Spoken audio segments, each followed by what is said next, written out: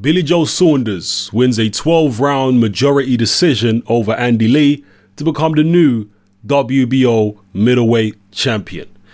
This fight played out the way that the majority of people expected, with Billy Joe getting off to a good start and building up a decent lead, and then Andy Lee coming into the fight more down the stretch, particularly in the championship rounds. That's exactly what the majority of people expected, and that's exactly what happened. Billy Joe nearly actually got Andy Lee out of there in the third round, I believe it was, with some vicious punches.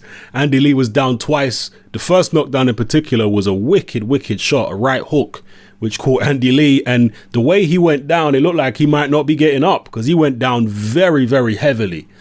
Most people going in saw Andy Lee as the puncher, and for good reason, because he certainly got a better knockout record than Billy Joe Saunders in terms of his recent fights especially.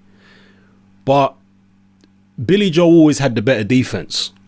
So going into this fight, I thought if anyone was going to get caught with clean punches, it was most likely to be Andy Lee. Now, I didn't see Billy Joe dropping Andy Lee as heavily as he did, but it was a combination of the timing of Billy Joe Saunders' punches and the speed, because he was much faster than Andy Lee in terms of hand speed, and that was more pronounced when they were exchanging up close or in mid-range. When it was at long range and Andy Lee was able to stick his jab out there and keep Billy Joe off him a little bit, the hand speed gap wasn't as pronounced, even though I do feel that Billy Joe was the more accurate guy throughout the fight for the majority of the rounds with his jab.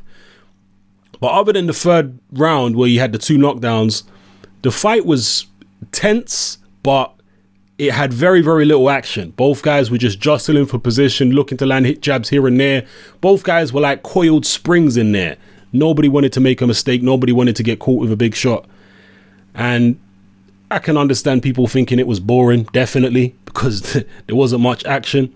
But given what happened in that third round, for me, I still felt like it was quite tense.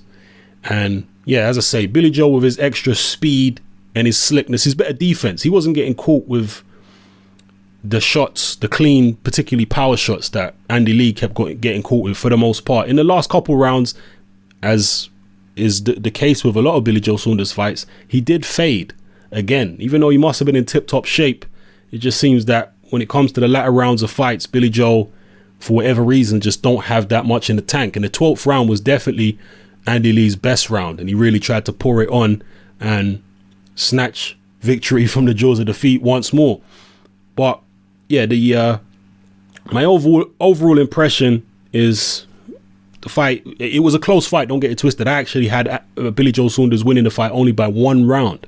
Some people are going to have it wider than that, but a lot of the rounds were very close, very difficult to separate them. I had him winning by one round, despite the fact he lost the 12th.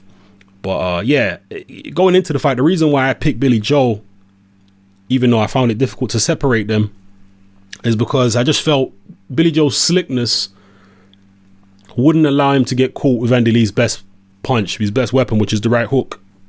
I just felt he would have trained his whole training camp with Jimmy Tibbs. And remember, this fight has been postponed several times, so they would have had plenty of practice and plenty of training about how to avoid the right hook of Andy Lee. And they did. They avoided it the whole night. In fact, you could probably count on one hand the amount of times that right hook even half landed. It really never landed clean at all from Andy Lee. The whole fight, Billy Joe did a very good job at taking that punch completely away from Andy Lee. Lee had more success with his straight left hand, which is not particularly powerful, and his jab. But other than that, it was Billy Joe Saunders' extra speed, his better timing, and his better defense that won the day. So he is the new WBO Middleweight Champion. We're going to see unifications. I'm sure there'll probably be a few defenses. He might fight Eubank Jr. in a rematch. Who knows? That might be an option now for Eubank Jr., given that he apparently has severed promotional ties with Matchroom Boxing for the time being anyway. We don't know if he's going to renew. We don't know which road he's going to choose to go down. He could go down the Danny Jacobs route. He could go down the Nick Blackwell British title route, or he could possibly go down the Billy Joe Saunders WBO title route. Let's not even talk about Golovkin, because you know how I feel about that.